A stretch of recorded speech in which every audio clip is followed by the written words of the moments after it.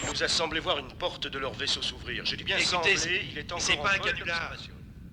Dans un avenir proche, alors à l'époque, vous emballez pas, plus de 30 ans passés et rien n'est arrivé, ne paniquez pas, l'immigration est un problème à l'échelle planétaire. Je n'ose continuer sur le sujet. En effet, des extraterrestres ont demandé asile et après une quarantaine obligatoire, sont lâchés sur Terre pour vivre parmi nous.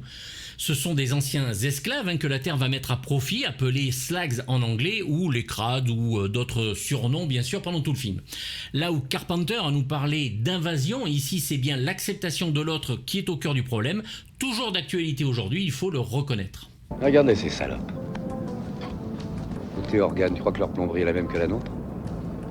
C'est donc sous la forme du buddy movie, très en forme à l'époque, que le réalisateur Graham Baker va nous conter cette histoire où un flic aigri et un extraterrestre, premier à être nommé inspecteur, vont devoir faire équipe et apprendre à travailler ensemble malgré leurs aigreurs entre races.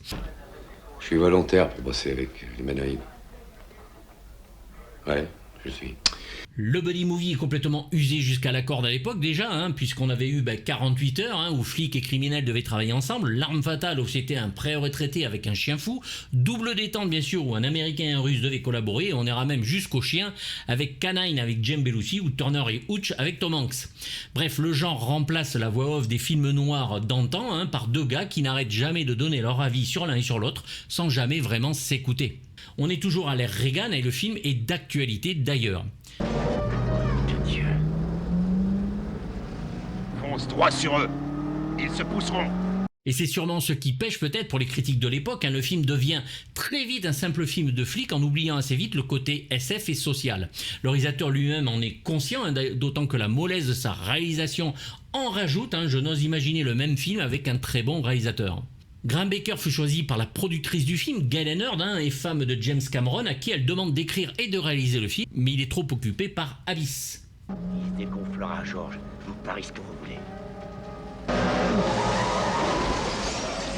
Il va quand même l'aider sur le scénario. Baker est un réalisateur de pub et a déjà plusieurs films à son actif, dont un seul ressort du lot, La Malédiction finale, le dernier opus de la saga de la Malédiction et de l'histoire du fils du diable campé ici par Sam Neill. Le film fut assez critiqué négativement à l'époque, mais retrouve un peu d'intérêt aujourd'hui. C'est Baker qui commettra le film Beowulf avec notre Christophe Lambert national. Pourtant, le lien social du film y est présent, du racisme ordinaire envers les aliens. Le réalisateur y montre des familles normales qui essaient de s'insérer. Il ne faut pas non plus oublier que Rome ne s'est pas faite en un jour et que ces étis non belliqueux ne sont sur Terre que depuis 3 ans. C'est assez court et nous ne pouvons en être qu'aux prémices de l'acceptation. Salaka. Capra Santa Barbara version alien. Et pourtant donc James Cameron va lui-même écrire une version du scénario qui sera plus ou moins remaniée, mais dont l'action primait sur le fond. Et les studios vont réécrire un petit peu pour qu'on revienne à cette première idée de satire sociale. Quand on voit le film, on voit qu'ils n'en ont pas gardé grand-chose. C'est la deuxième partie du film qui va correspondre le plus à ce que Cameron avait écrit, de l'action non-stop, sans jamais être crédité au générique. Le film est finalement un mélange des deux. Du coup, le film est un mélange plus ou moins bienvenu suivant les spectateurs, où polar action, réalisme, voire métaphorique et ambigu, nous subjugue par sa narration qui justement n'est pas au service de sa singularité. Située à Los Angeles, une ville immigrante s'il en est une là-bas, elle est choisie par le réalisateur pour cela et sa capacité à être pluriculturelle, voire contenir des villes dans la ville.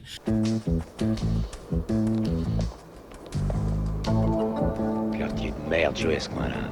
Comme dans Invasion Los Angeles de Big John, le méchant sera un alien qui est à un haut rang de la communauté éthérienne et alien et qui vend bien sûr de la drogue dure à ses compatriotes. Classique et efficace, bien que ici avec un scénario bien simpliste, L'Arme fatale 2 parlera à peu près de la même chose autrement quelques mois plus tard et V la mini-série aussi quelques temps avant. Le film est écrit par Rockne S. O'Bannon qui va créer la série dérivée Alien Nation la même année, puis 10 ans plus tard la fabuleuse série de science-fiction Farscape. Le film est produit par Gail Hennard, donc encore femme de Cameron à l'époque, et Richard Kobritz qui nous avait produit le très beau Christine de John Carpenter. À la photo, on va retrouver quelqu'un d'essentiel et qui fait que l'on aime ce film, Adam Greenberg, spécialiste du bleu Cameron, puisque c'est lui qui avait fait la photographie des 2 premiers Terminator. Il avait aussi travaillé bien sûr sur Aux frontières de l'aube et j'en passe. Donc vraiment, on est dans la famille James Cameron de A à Z.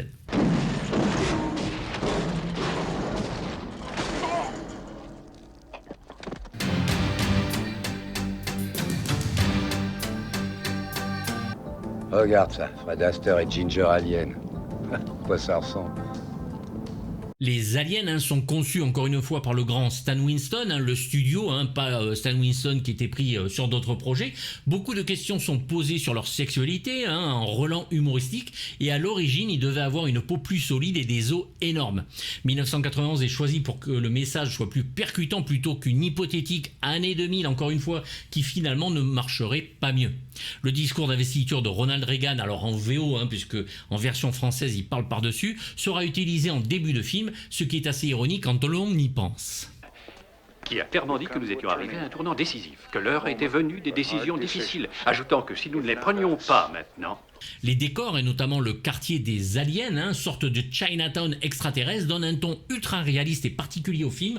Le travail des décorateurs est excellent au point qu'il nous semble très familier. Exotique tout en étant carrément hostile aux humains, où rien n'est ici conçu pour qu'ils y soient à l'aise. Toutes les enseignes publicitaires ou de boutiques sont écrites en alien et dépaysent tous les terriens. C'est Jack Collis qui va s'occuper de ces décors et nous donner de quoi s'échapper visuellement.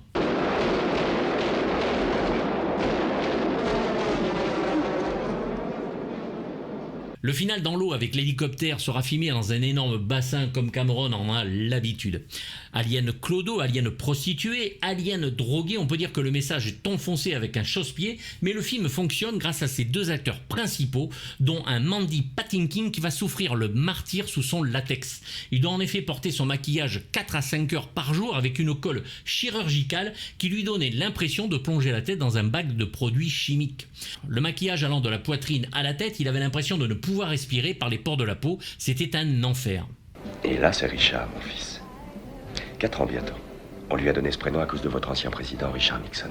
Mais l'acteur tient bon, son personnage tenant dans la définition même de la résilience. Ces fameux aliens étaient donc au départ 300 000 esclaves qui réussissent à se libérer et atterrir sur Terre. Kubrick, lui, est intrigué par cette histoire au départ et va donner donc 10 semaines à O'Bannon pour rédiger le script.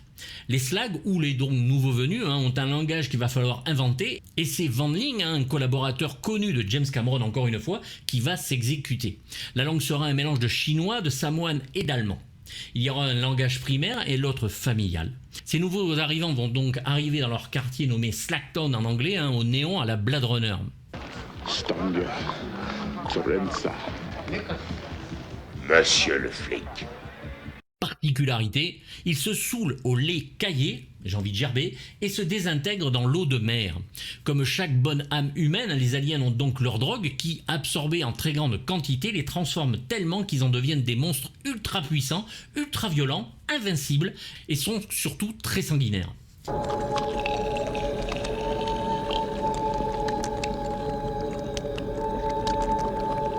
Le tournage se fera beaucoup de nuits, 65 au total, ce qui sera épuisant pour l'équipe, mais qui permet de retrouver cette image issue des 2 Terminator et donc du coup peut-être d'apprécier le film pour son ambiance plus que pour son script. Les images restent plus que les mots.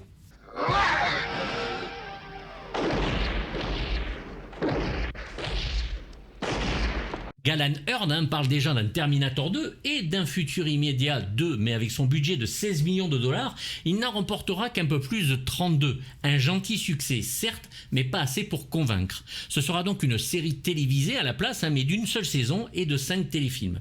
Reste que sur futur immédiat, la photo est très très belle, l'action est assez rondement menée, même si certains passages sont un petit peu mous du genou, et le duo d'acteurs surtout fonctionne à merveille, ce qui en fait un film dont on se rappelle. Vous et moi, on n'est pas des potes. Vous et moi, on n'est pas mariés, on va pas faire une petite balade au clair de lune, vu? Et m'appelez pas sergent.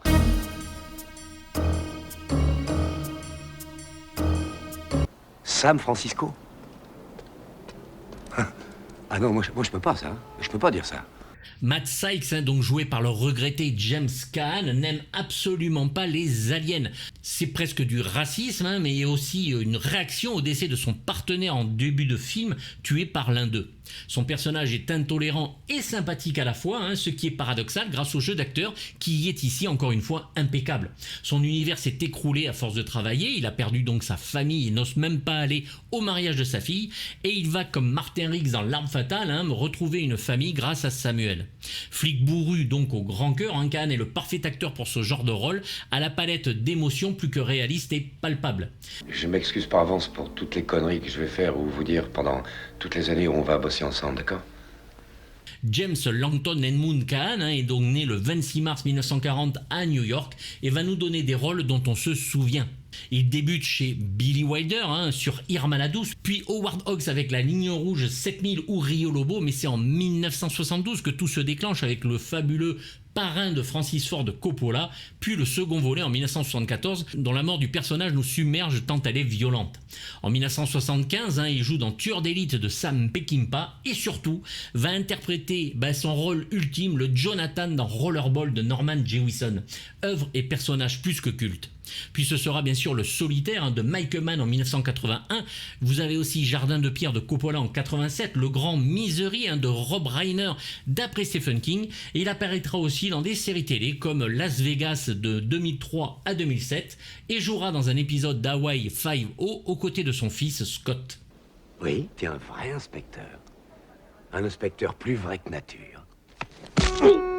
James Caan meurt dans la soirée du 6 juillet 2022 à Los Angeles à l'âge de 82 ans.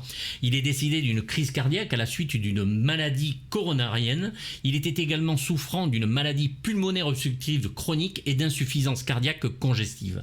James Caan a été inhumé au cimetière israélite du parc mémorial d'Éden de Los Angeles. C'est Bernard Tiffany qui le double ici, sa voix officielle, et qui officie aussi sur Donald Sutherland, Christopher Walken, une de mes voix françaises préférées. On appelle cette drogue Jabroka. C'est un puissant narcotique. Puissant à quel point? Samuel Francisco, Sam Francisco, est l'inverse de Matt Size, complètement innocent et qui fait donc preuve de résilience sur tout ce qu'il subit et de son partenaire et de sa communauté. Ancien esclave, il est heureux lui d'être sur Terre, en famille, et reste contemplatif des libertés qui lui sont octroyées. Il est joué par un acteur incroyable qui, même avec son latex sur le visage, va réussir à émouvoir et transmettre un jeu d'acteur incroyable. Cette drogue était notre seul réconfort, le seul plaisir. Et plus on travaillait dur, et plus on en avait, et plus on en avait, plus on avait à travailler dur. Mandy Patinkin donc, que l'on a vu dans le Ragtime de Milos Forman, Yentl de Barbara Streisand, et va exploser en 1987 dans le rôle d'Inigo Montoya, Tu as tué mon père, prépare-toi à mourir, dans le superbe Princess Bride de Rob Reiner. C'est à la télé que la gloire va continuer avec la série Chicago Hope de David Kelly, où il y joue le rôle du docteur Jeffrey Geiger, Esprit criminel bien sûr, ou en Jason Guidéon sur les 2 premières saisons, et presque 9 ans de service sur la série Homeland en Saul Berenson qui va veiller sur Carrie jouée par Claire Danes. C'est Marc Alphos ici qui fait sa voix, notamment connue pour être la voix française de Russell Crowe.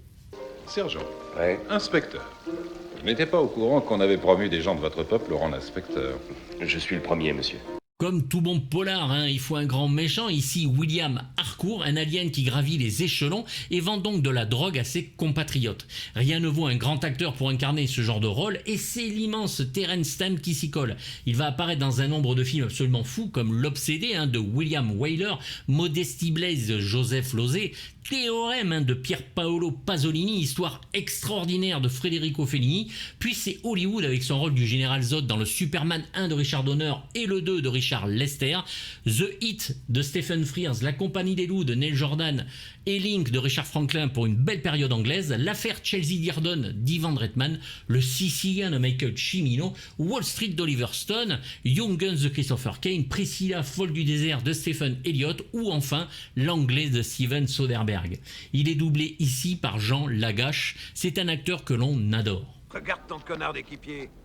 Il a même les jetons de venir sur le sable. Ah ouais, j'aimerais bien te voir sur une mer d'acide sulfurique, toi, Fedorchuk. Et dans des petits rôles, il y a pléthore d'acteurs que l'on aime ici, qui jouent dans les films comme Peter Jason, qui va jouer Fedorchuk, un policier raciste et con. C'est un habitué de chez John Carpenter, et ici, il est très vite ridiculisé assez souvent. Un type bourré de fric appelé Strader.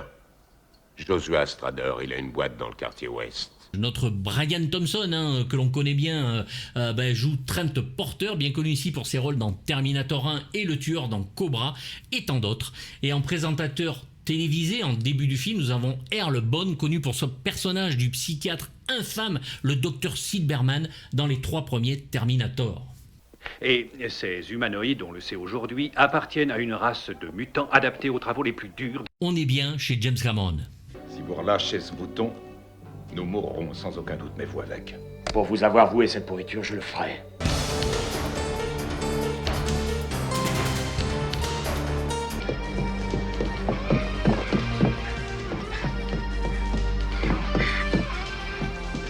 La musique du film fut tout d'abord confiée à Jerry Goldsmith, mais son travail, considéré comme trop étrange, fut rejeté durant la phase de post-production. C'était une musique électronique comme d'habitude, empreinte d'idées et d'expérimentation, et que l'on réussira à avoir sur un CD Varas Saraband, puis un double CD avec le score de Kurt Sobel chez Kritzerland.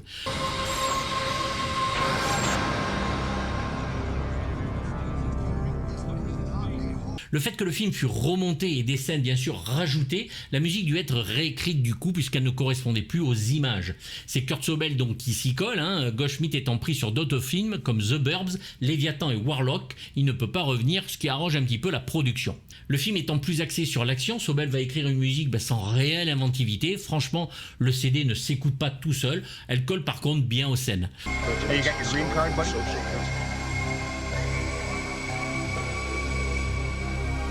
Donc un score oubliable pour Sobel, mais assez étonnant pour un Jerry Goldsmith dont vous avez pu entendre l'extrait sur les images. Moi j'aurais trouvé que ça aurait donné un petit plus, mais bon, ça ne tient qu'à moi.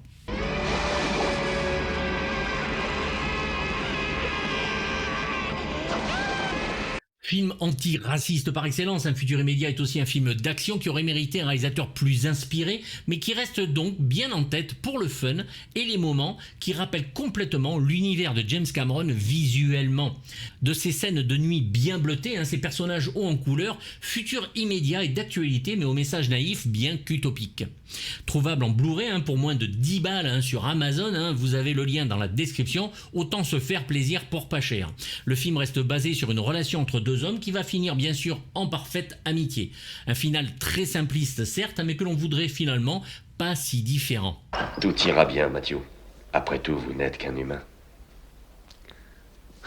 Quel drôle de mec. Je vais moi lui mettre la note de 5 sur 6 parce que c'est un film que je regarde assez régulièrement, je dois le dire, parce que justement ça me rappelle des films que j'aime et j'adore ces acteurs et que franchement au niveau du script il y a des trucs qui sont assez drôles. Voilà, donc je vous le conseille, dites-moi si vous l'avez aimé ou pas dans les commentaires, on en parle, essayez de le découvrir pour ceux qui ne l'ont pas vu. Pensez à vous abonner, c'est gratuit, pouce haut, pouce bas, on active la petite cloche et je vous dis à très très bientôt pour du lourd. Bye bye.